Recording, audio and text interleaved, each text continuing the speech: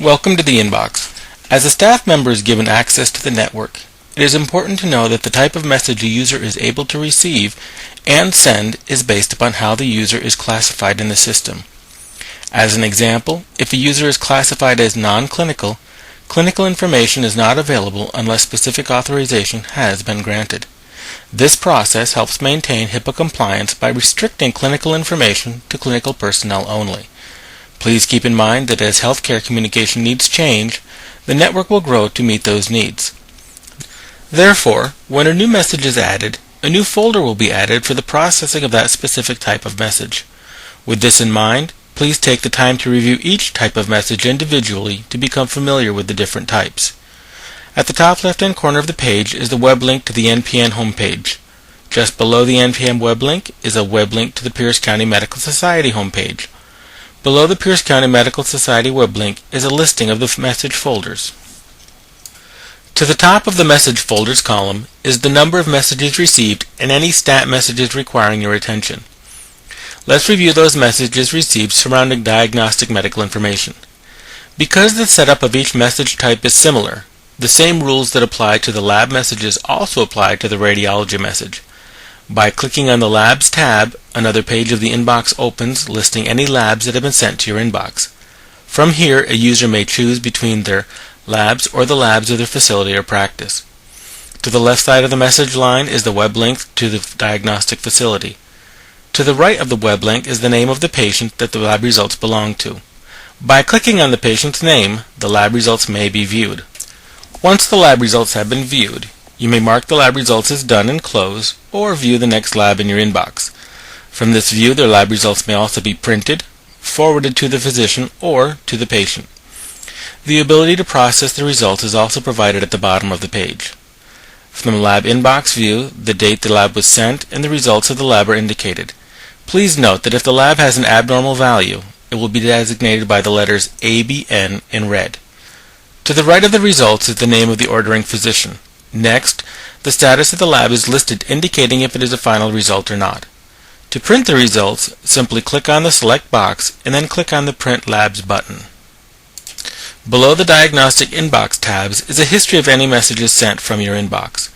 Please take note that any messages stored on the network are listed in chronological order of when they were either sent or received. Below the Sent tab is a listing of any messages that a user has the ability to receive. Because as healthcare communication needs change, and the network grows to meet those needs, when a new type of message is added, a new folder is also added for the processing of that specific message. Let's take a look at the referral message folder. By clicking on the referral message folder, a listing of all the referral messages that have been received is available. By clicking on the name of the sender, the message is reopened, and from this view, the user may reply to the sender, reply to all senders, forward to a specific individual, or print the message. From this view, a user may either return to the inbox, or view the next message, or close this view. Now let's turn our attention to the center of the page and the current message folder.